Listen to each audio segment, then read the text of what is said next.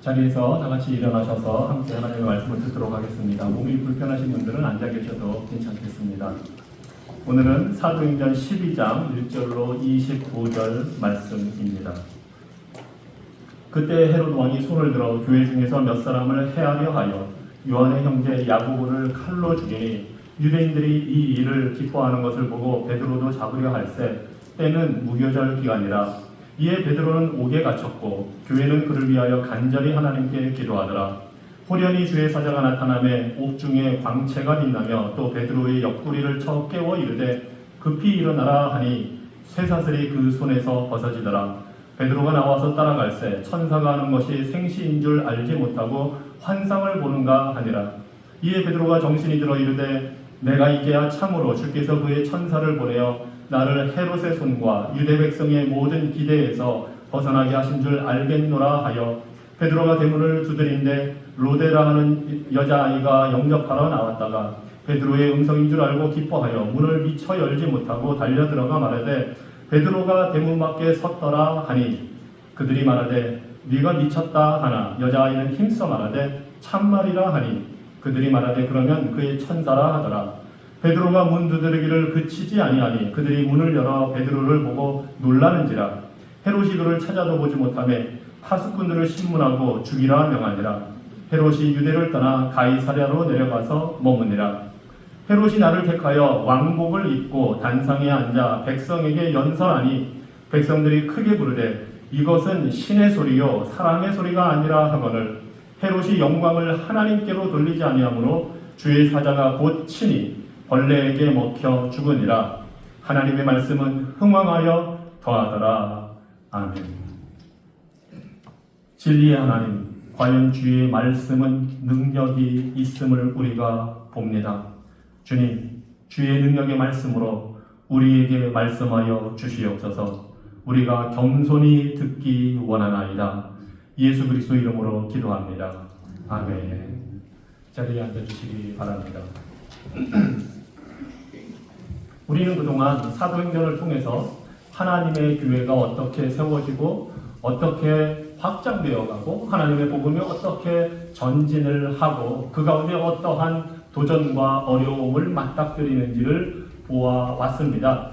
오늘 12장 우리가 읽은 사도행전 12장에서는 그러한 모습이 매우 극적으로 나타나는 것을 볼 수가 있습니다. 마치 두 개의 거대한 힘, 두 개의 거대한 왕국이 충돌하는 것처럼 보입니다. 한쪽에는 헤롯 왕이 있습니다. 헤롯 아그리파 1세 왕이 있고 그는 정치적인 힘과 세속적인 권력을 쥔 통치자입니다. 그리고 다른 한쪽에는 매우 연약해 보이는 공동체, 예수 그리스도를 주로 고백하는 교회가 있습니다. 이 두 세력이 지금 부딪히는 장면입니다. 그리고 언뜻 보면 누가 승리자가 될지는 잔향해 보입니다. 헤롯은 야고보 사도를 죽였고 이제 베드로를 잡아서 옥에 가두었고 처형하려 하고 있습니다. 무소불위의 권력을 휘두르면서 교회를 지금 핍박을 하고 있습니다. 이런 상황에서 교회가 할 수 있는 것은 아무것도 없어 보입니다. 하지만 결론을 보면 누가 진정한 승리자인지 누가 진정한 왕인지 우리가 알게 됩니다. 하나님께서 통치하시고 우리 구주 예수 그리스도께서 왕이 되신다는 것을 우리가 보게 됩니다. 그래서 이 사도행전 12장 사건은 단지 박해로부터 구원받는 그런 이야기가 아니라 그것을 넘어서서 이 세상의 진정한 통치자가 누구인지를 드러내는 이야기입니다. 그리고 대림절 기간을 통해 주님을 바라보는 우리에게 이 세상의 통치자들이 아니라 바로 왕 되신 참된 통치자이신 예수 그리스도를 바라보도록 이 이야기는 우리에게 가르쳐주고 있습니다. 그리고 이 사도행전 12장은 이렇게 시작을 합니다. 그때에 헤롯 왕이 손을 들어 교회 중에서 몇 사람을 해하려 하여.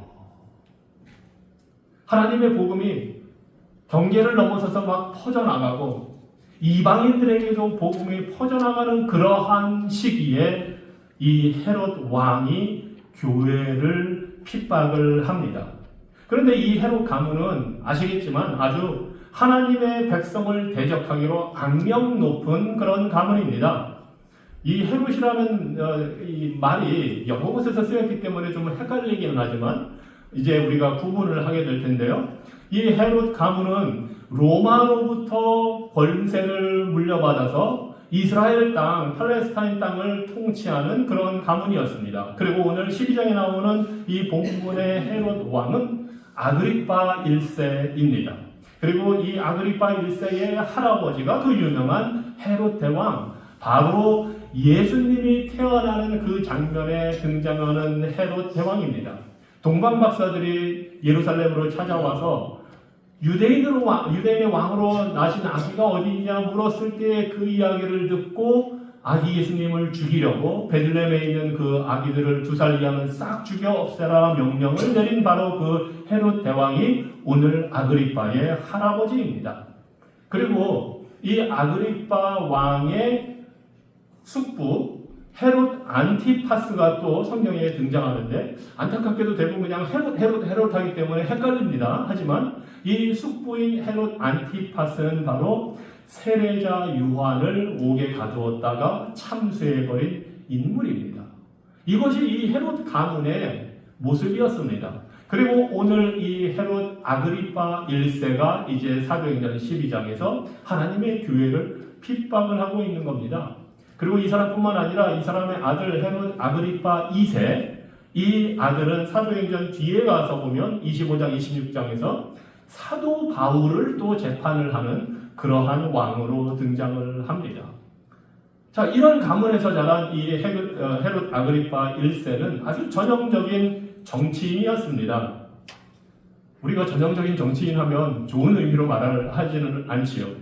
이 헤롯 가문이 원래 에돔 족속이었는데 로마 정부에 의해서 이스라엘 왕이 되었습니다.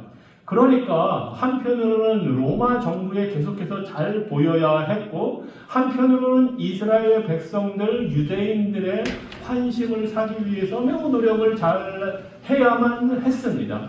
그런 상황에서 양쪽의 줄을 잡고 지금 정치적인 그 밀당을 하고 있는 겁니다. 그런 상황에서 헤롯 아그리파 1세는 가만히 자신이 이 상황, 돌아가는 사회의 상황을 보니까 유대인들이 어느 순간부터 지금 기독교인들을 싫어하고 미워하고 증오한다는 사실을 봤습니다. 그래서 이 기독교인들의 두목격인, 리더격인 몇 사람을 잡아 죽일 계획을 세웠습니다. 첫 번째 타겟이 바로 사도 야고보였습니다. 그리고 야고보를 잡아서 죽이니까 유대 백성들이 좋아하는 그 모습을 보고 이번에는 이제 베드로를 잡아 옥에 가두었습니다.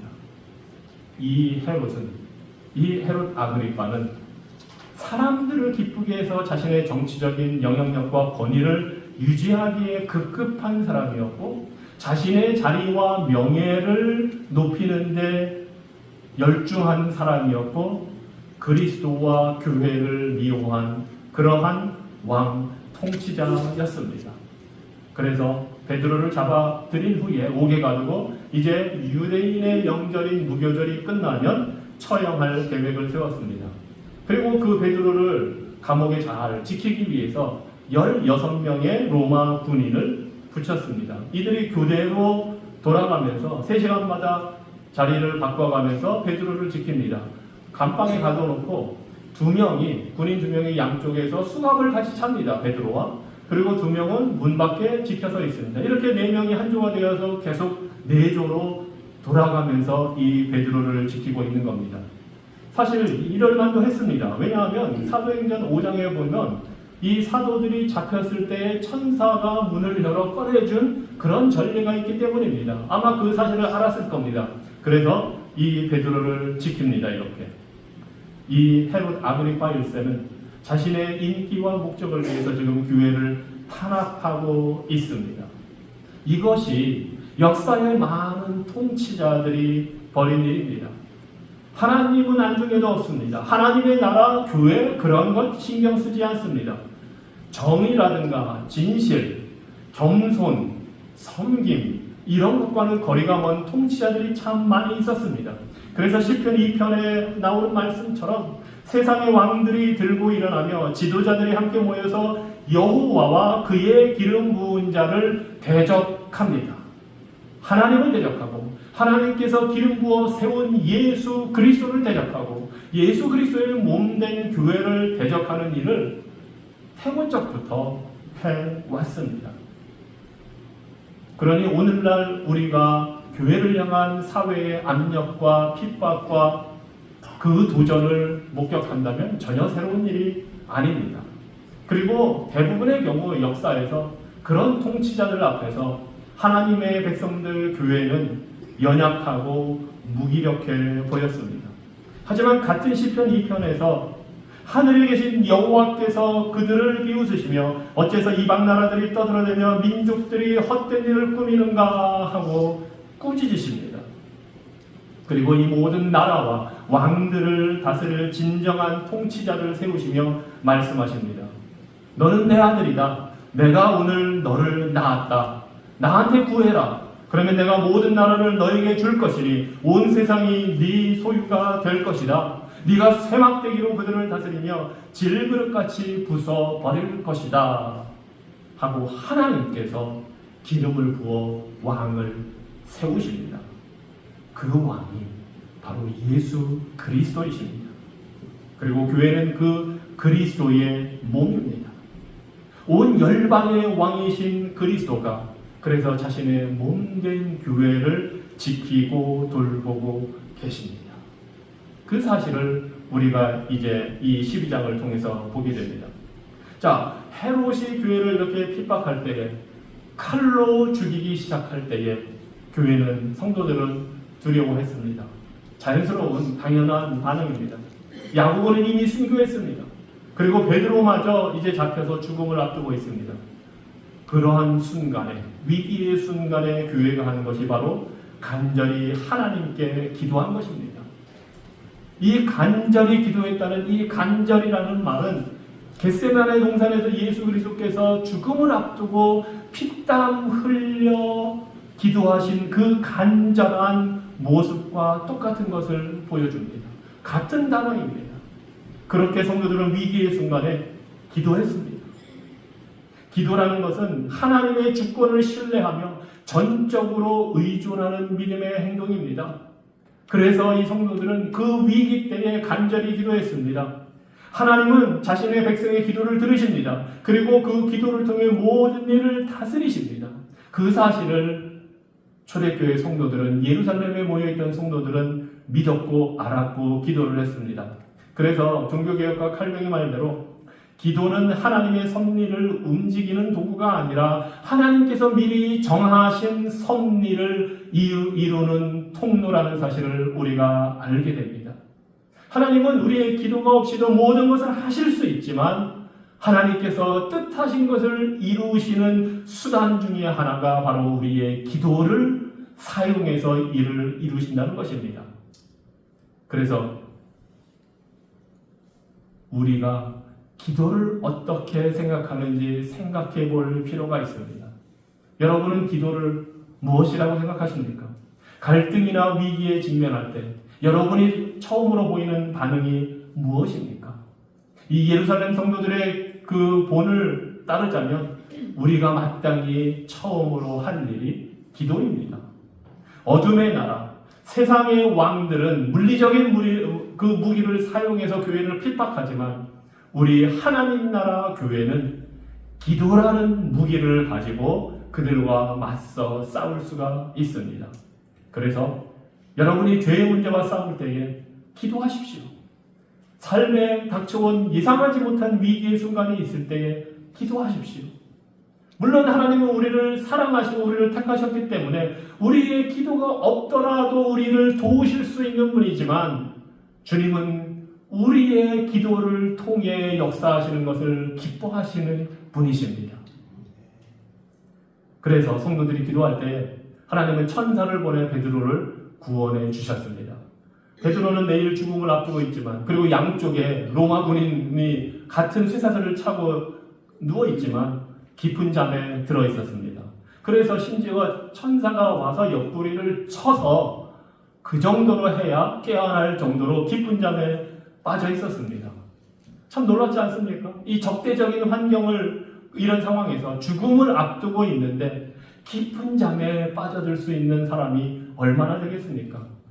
하지만 이것이 베드로의 담대한 믿음의 모습입니다.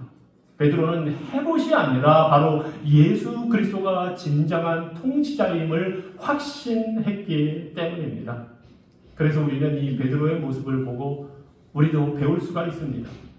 베드로는 주님이 그에게 하셨던 약속, 요한복음 21장 18절에서 네가 젊어서는 스스로 띠띠고 원하는 곳으로 마음대로 다녔지만 늙어서는 네 팔을 벌리리니 남이 네게 띠를 띄우고 원하지 않는 곳으로 데려가리라 하신 그 말씀, 즉 네가 늙어서 잡혀서 죽게 될 것이다, 순교하게 될 것이다 한 그 말씀을 받았기 때문에 그 말씀을 의지해 잠을 잘 수가 있었던 겁니다. 자기가 늙어서는 순교를 당하게 되겠지만 지금은 죽을 때가 아님을 알았기 때문에 두려워할 필요가 없었던 것입니다. 그리고 적어도 2차례 이상이나 이미 사도행전에서 하나님께서 천사를 보내어 감옥에 갇힌 사도들을 풀어주셨기 때문에 그 하나님의 능력을 의지했기 때문에 베드로는 깊은 잠에 빠져들 수 있었습니다. 우리 주님은 우리를 보호하고 지키시겠다는 약속을 한 번도 어긴 적이 없으십니다. 그래서 오늘 우리가 여기 있습니다. 이 사실을 베드로가 믿었고 체험했고 경험했기 때문에 베드로전서 5장 10절에서 이렇게 말씀하시는 거 아닙니까? 너희 염려를 다 주께 맡겨라. 이는 그가 너희를 돌보시리라. 죄의 문제든 질병의 문제든 관계에서의 문제든 어떠한 상황에서의 문제든 염려를 주께 맡기십시오. 맡기라는 단어는 던지라 하는 단어입니다. 예수님께 던져버리십시오. 여러분 마음에 무거운 짐, 인생의 무거운 짐, 사실은 대부분의 경우 우리에게 짐을 지우는 것은 죄의 문제입니다. 그 죄의 문제, 세상에 들려오는 그 속임수, 마귀가 우리를 유혹하는 속임수, 그 모든 문제들이 닥쳐올 때 그것을 주님께 던져버리십시오. 그러면 주님이 돌봐주십니다. 헤롯은 자기 마음대로 교회를 해칠 권리나 능력이 있다고 믿었습니다. 하나님을 두려워하지도 않았고 하나님의 능력을 신경 쓰지도 않았습니다. 하지만 진정한 통치자는 이 헤롯이 아니라 우리 구주 예수 그리스도라는 사실을 이 베드로를 풀어주는 장면을 통해 보여주십니다.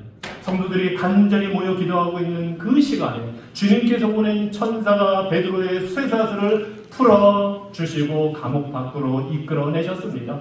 그 함께 있던 군인들, 심지어 밖에서 지키는 그 군인들의 눈을 멀게 하시고, 사실은 천사가 나타났을 때 빛이 찬란하게 비쳤다고 했는데 다른 군인들은 그 사실을 전혀 눈치채지 못했습니다.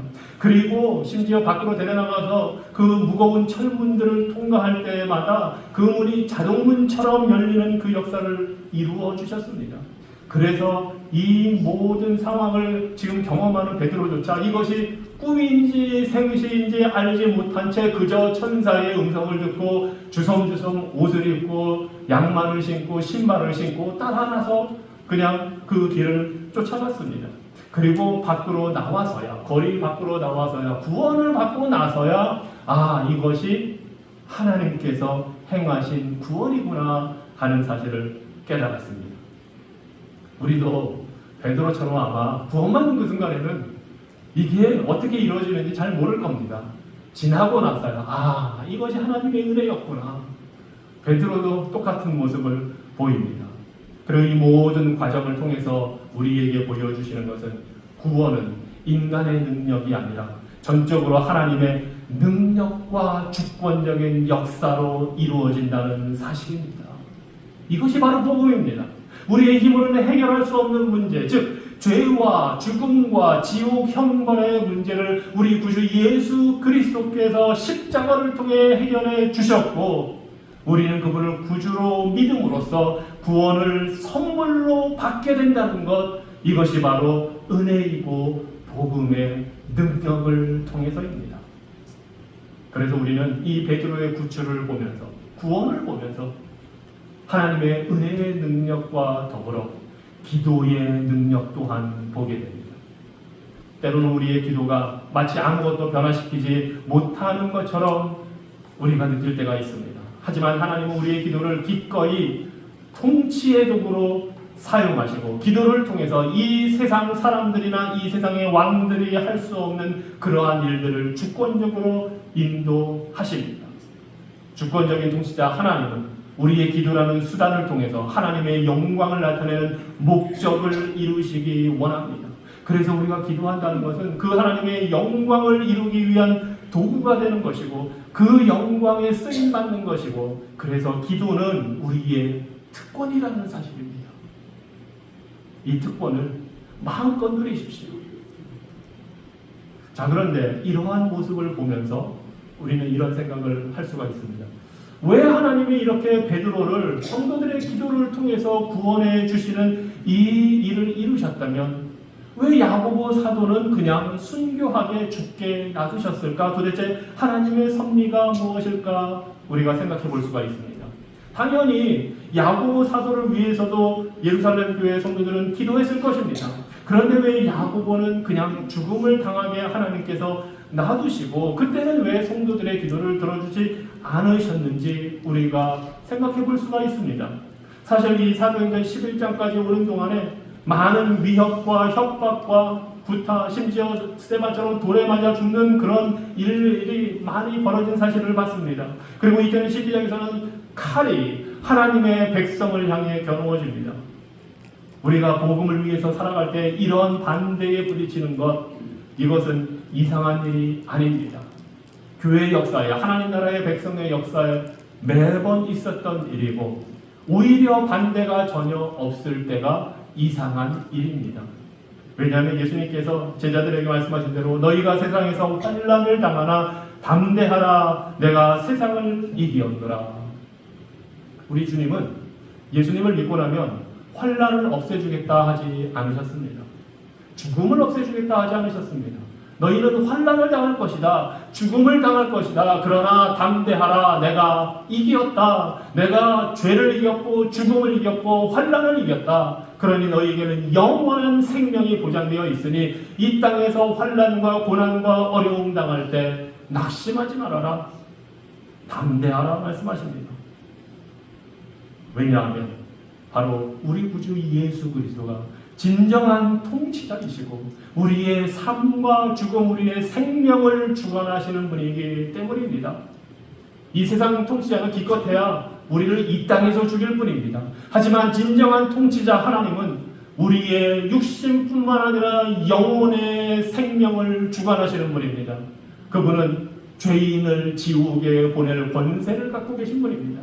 그러니 이 세상의 통치자로부터 당하는 핍박과 어려움과 죽음을 두려워할 것이 아니라 영혼을 지옥에 보낼 권세를 가지신 하나님을 두려워하고 그분이 주시는 영생의 축복을 받기를 간구해야 하는 것입니다. 우리 예수님은 세상을 이기신 분이십니다. 십자가에서 뱀의 머리를 부수신 분입니다. 무덤을 비우시고 죽음을 이기신 분입니다. 하늘로 승천하셔서 지금도 모든 것을 다스리고 계신 분입니다. 그리고 마침내 살아있는 자와 죽은 자 모두를 심판하시기 위해 다시 오실 왕이십니다. 그분은 승리자이시고 패배란 것을 모르는 분입니다. 그분이 야고보가 죽을 때에도 통치하고 계셨고 베드로를 구출할 때에도 통치하고 계셨습니다. 주님은 능히 야고보를 구하실 수 있었지만 그렇게 하지 않으셨습니다. 그분의 주권적인 목적에 따라 야고보가 죽도록 하신 것입니다. 일찍이 예수님은 제자들을 데리고 다니실 때에 이 야고보와 요한이 심지어 자신들의 어머니를 동원해서 예수님께서 왕이 되시면 저희를 오른편과 우편에, 즉 높은 자리를 하나씩 주십시오 하고 아주 대담하게 부탁을 한 그런 제자들입니다. 그렇게 부탁을 할 때 예수님께서 말씀하십니다. 내 오른편 왼편 자리는 이미 예약이 되어 있다. 예수님은 십자가를 말씀하시는 겁니다. 그러면서 너희도 고난의 잔을 마시게 될 것이다 하고 예언의 말씀을 주셨습니다. 그 말씀대로 야고보는 사도들 중에 첫 순교자가 되었고, 그의 형제 요한은 죽지 않고 가장 오래 살아남았지만, 즉 순교당하지는 않았지만 가장 오래 살아남았지만 끊임없이 핍박을 당하며 요한계시록을 완성하도록 주님께서 그렇게 작정을 해 주셨습니다. 우리 주님은 복음의 전진을 위해서라면 기적적으로 구출을 하시든 순교를 허용하시든 그 모든 것을 사용하시는 주권자 하나님이십니다. 그 하나님이 야고보가 순교로 죽음을 맞이하는 그 순간 마치 스데반을 두 팔 벌려 환영하신 것처럼 야고보를 천국으로 맞아 들여 주셨습니다. 이것이 하나님의 주권적인 섭리입니다. 그래서 교회의 역사에는 수많은 박해가 있습니다. 하지만 어떠한 박해나 죽음조차도 결코 하나님의 구원의 역사를 멈추게 하지는 못합니다. 제롬이 말한 것처럼 그리스도의 교회는 다른 사람의 피가 아니라 자기 자신의 피를 흘림으로써 세워졌으며 모욕을 견디는 것으로 성장하였지 모욕을 가하는 것으로 성장하지 않았습니다. 박해는 교회를 자라게 하였고 순교는 교회를 영광으로 관씌웠습니다.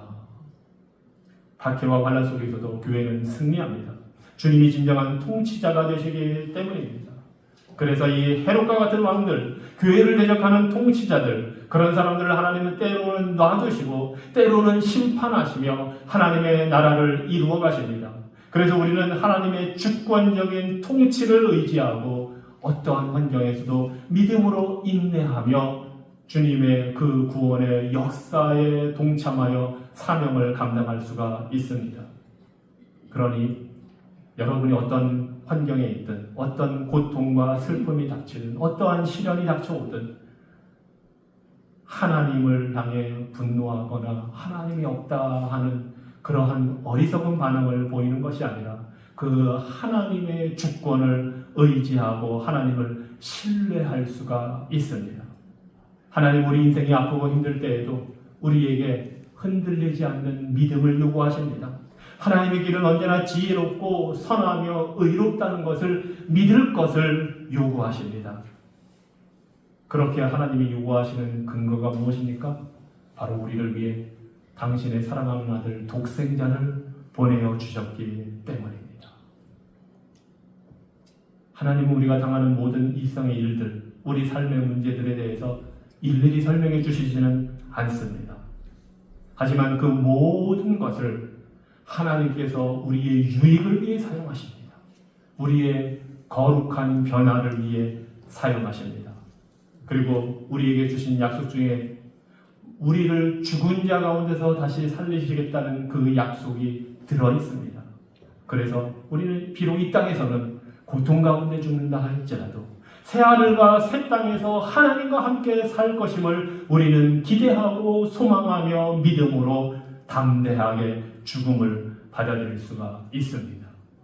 왜냐하면 그때에는 더 이상 죄와 죽음과 어떠한 고통이 우리를 건드리지 못할 것이기 때문입니다. 바로 이를 이루기 위해서 2000년 전에 하나님께서 그리스도를 통해 죄로 얼룩진 이 세상에 우리의 고단한 삶 가운데로 들어오셨습니다. 그 하나님이 십자가에서 최악의 불의를 짊어지셨고 영광스럽게 부활하셔서 이제는 그분을 믿는 모든 자에게 영생을 선물로 주십니다. 그러니 어떤 고난이 있더라도 이 진리를 붙드시기 바랍니다. 우리에게는 영광이 오고 있습니다. 아직 완전히 도래하지는 않았지만 믿음으로 하나님을 바라보시기 바랍니다. 하나님께서는 죄인인 우리를 위해 아들을 주셨으니 이제 우리의 고통이 끝날 날도 얼마 남지 않았습니다. 주님께서 부르시면 우리는 영광의 자리로 들어갑니다. 그때까지 그 주님을 바라보고 주님만으로 만족하고 기뻐하며 주님만을 사랑하는 그러한 삶이 우리에게 있기를 축원합니다. 자, 이제 13절로 27절에 보면 좀 흥미롭고 재밌고 유머러스하기도 하고 아이러니한 장면이 나옵니다. 베드로가 마가 요한의 어머니 마리아의 집에 찾아가서 성도들을 만나는 이 장면이 참 재미있습니다. 이 간절히 기도하던 성도들이 막상 베드로가 문 앞에 있다고 하니까 믿지를 못합니다. 그리고 그 사실을 알리는 그 여종에게 너 미쳤구나 그런 반응을 보입니다. 아니 심지어 이 여종도 목소리를 듣고 베드로구나 알았는데 너무나 기쁜 나머지 문을 열어주지 않고 그냥 들어가서 자기 말이 맞다고 막 우기기만 합니다. 그러니까 그 상황에 있던 성도들이 아마 이 베드로가 아니라 베드로를 지켜주는 수호 천사일 거다 하고 아주 그냥 그럴듯한 신학적인 설명도 합니다. 결국 이 모든 소란을 거쳐서 베드로를 만나서 주께서 이루신 구원의 이야기를 듣게 됩니다. 좀 흥미롭지 않습니까? 간절히 뜨겁게 기도하는 교회라면 그 사실을 보고 아멘 할렐루야 하며 나가서 맞아들여야 되는데 말을 믿지를 않는 겁니다. 하지만 이 사실이 우리에게 은혜가 무엇인지 복음이 무엇인지를 보여줍니다.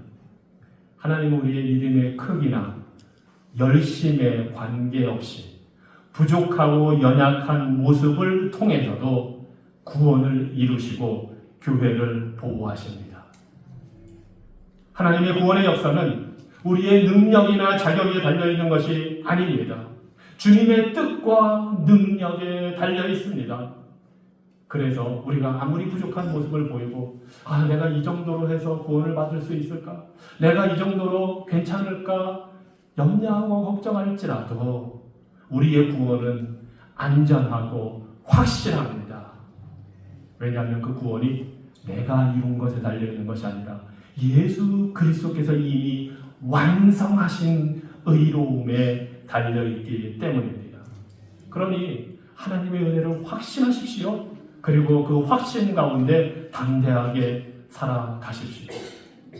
이제 마지막으로 이런 헤롯 왕, 그리스도의 나라를 대적하고 교회를 핍박한 이런 헤롯에게 어떠한 일이 일어났는지 마지막 장면이 보여줍니다.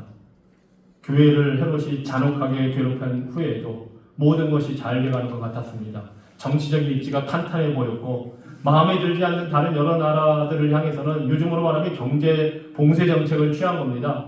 곡식을 수출하지 않고 너희 한번 당해봐라 해서 그 나라의 왕들이 통치자들이 무릎 꿇고 자신에게 달려와서 빌면서 도와달라고 사정하게 만들었습니다. 이 헤롯 아그리빠의 권위가 높아졌습니다. 그래서 그 나라들과 합의를 발표하는 공식적인 요즘으로 말하자면 그 프레스 간담회가 열리는 그 자리에서 헤롯은 화려하게 등장을 합니다. 은실로 짜서 만든 화려한 의상을 입고 그 아침에 왕좌에 딱 앉아서 연설을 합니다.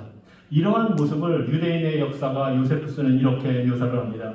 헤롯은 온통 은으로 짜여진 옷을 입고 나왔는데 아침 햇빛이 그 옷에 반사되어 찬란하게 빛을 발하니 그 광채는 실로 경이로웠다. 그의 화려한 복장에 압도된 백성들은 그의 연설을 듣고 아첨과 존경의 마음으로 계속해서 외쳤다. 이것은 사람의 소리가 아니라 신의 소리다.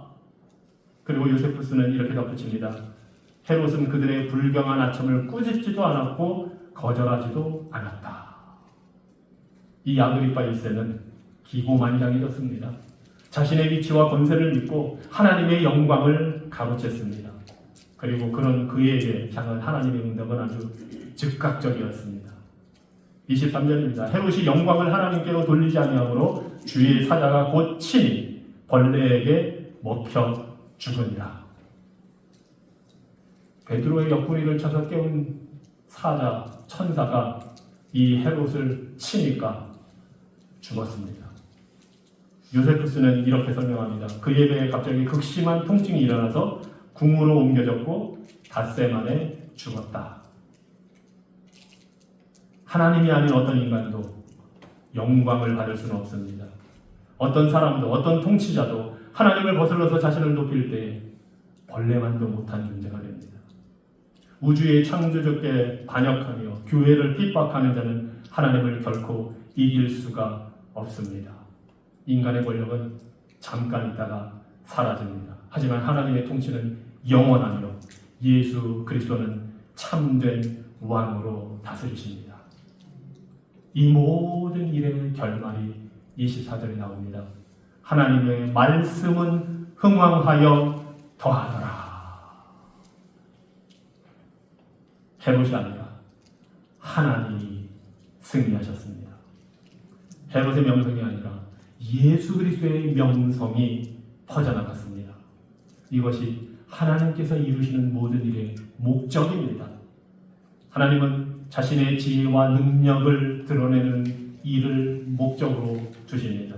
죄인을 구원하여서 아버지를 영화롭게 하는 아들 예수 그리스도의 이름을 온 땅에 높이는 것이 바로 하나님의 목적입니다. 그래서 예수님은 비록 2000년 전에 마국간에 아주 낮은 모습으로 오셨지만 지금도 온 세상을 다스리고 계시는 전능한 통치자이십니다. 그리고 그분의 나라는 칼이 아니라 십자가로 세워지고 죽임을 당함으로써 생명을 주시는 나라이며 겸손과 사랑으로 다스리시는 의로운 나라입니다. 헤롯처럼 힘을 행사하는 왕들은 결국 사라지지만 예수 그리스도의 나라는 영원합니다. 그래서 우리가 대림절에 누릴 수 있는 기쁨은 바로 참된 통치자가 이미 오셨고 지금도 다스리고 계시며 그분이 장차 다시 오실 것이라는 사실입니다. 기도하겠습니다. 전능하신 하나님, 우리로 하여금 복음을 듣고 예수님을 믿음으로 참된 통치자가 누구신지를 보게 해주시니 감사합니다. 그 왕이 우리에게 계시니 그 왕이 우리의 유일한 구원자이시니 오직 예수 그리스도만을 믿어 섬기는 하나님 나라의 백성들 되기 원합니다. 하나님 나라의 통치 가운데 거하기를 원합니다. 주님, 우리가 주님을 구원자로만 알고 이제 됐다, 모든 것이 다 이루어졌으니 내 마음대로 살겠다 하는 자들이 아니라 그 구원자이신 예수 그리스도가 우리의 왕이심을 바로 알고 믿고 그 왕을 섬기는 복된 삶이 이루어질 수 있도록 우리를 다스려 주시옵소서. 예수 그리스도 이름으로 기도합니다. 아멘. 찬송가 227장 함께 찬양하며 성찬식에 참여하겠습니다.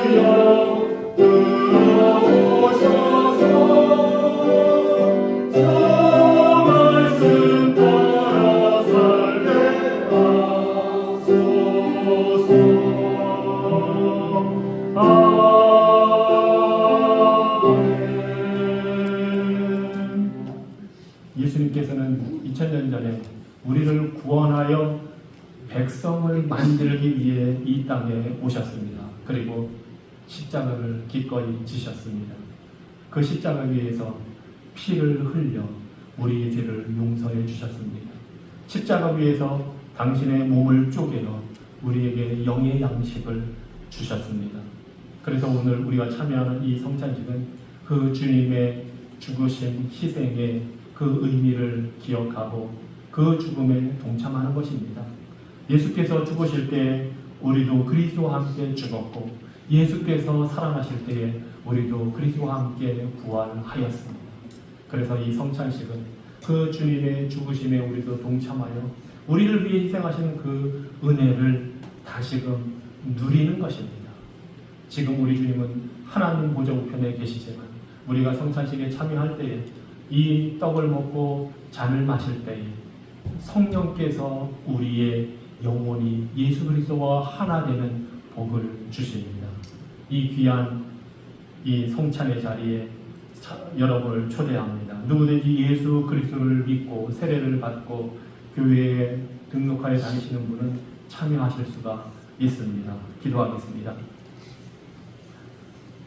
우리가 그리스도의 살과 피를 먹고 마시며 주님의 그 죽으심을 기념하고 부활의 소망을 가질 수 있는 이 복된 자리에 우리를 초대하여 주시고 불러주시니 감사합니다. 하나님, 이 귀한 희생을 통해 우리가 하나님 나라의 백성으로 구원받아 살게 하신 사실을 우리가 기억하며 참여합니다. 우리에게 예수 그리스도를 통한 새로운 생명의 환희를 누릴 수 있도록 성령 하나님 역사하여 주셔서 우리가 먹고 마실 때에 하늘 보좌에 계신 예수 그리스도와 연합하여 예수 그리스도의 영이 우리 가운데 거하며 그분의 영과 교제하며 기쁨을 누릴 수 있도록 우리를 다스려 주시옵소서. 우리의 생각과 마음을 우리의 자세와 태도를 주장하셔서 이 떡과 잔을 받기에 합당하게 하여 주시옵소서. 예수 그리스도 이름으로 기도합니다. 아멘.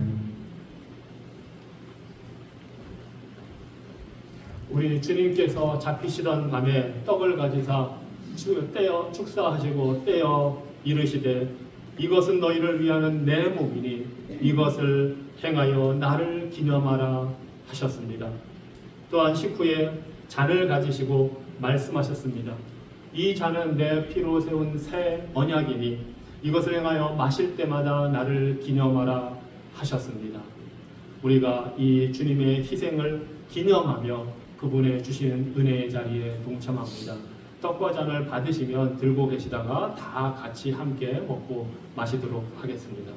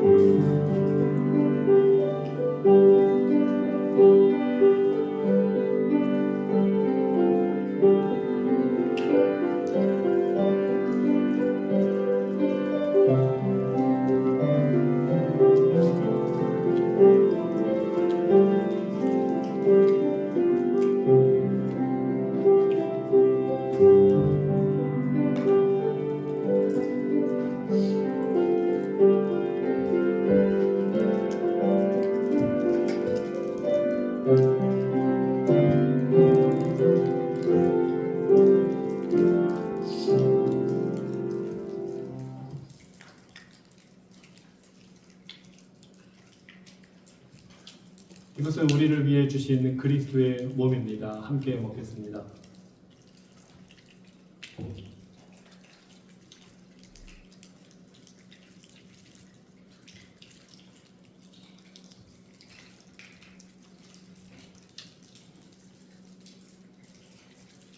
우리를 위해 흘리신 그리스도의 피입니다. 함께 마시겠습니다.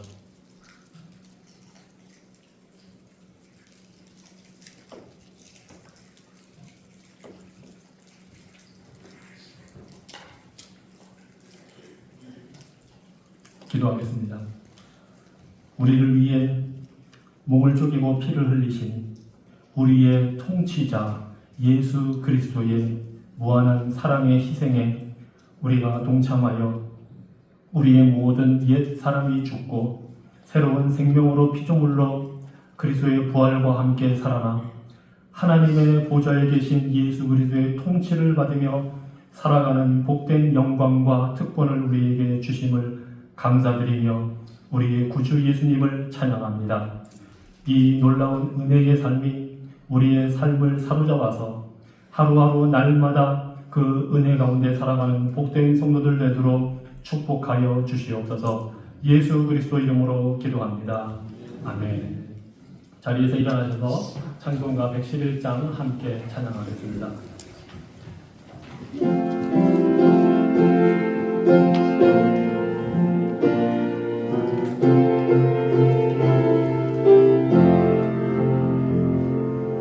귀중한 몸의 마음 주 앞에 드리고 우리의 몸과 마음도 다 함께 바치세. 진리를 오묘하고 사랑은 성결해. 주께서 탄생하신 거룩한 나를 새 주께서 주신 은혜 한없이 크오니 우리가 받은 것을 감사히 바치세. 기쁨은 충만하고 소망은 불량해. 정성과 마음을 다해 경배를 드리세.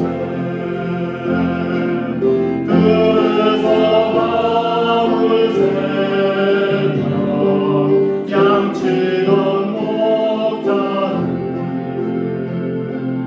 하늘에 빛난 영광 보고서 놀랐네. 천사의 기쁜 소식 목자들 듣고서 찾아와 경배하며 영광을 돌렸네.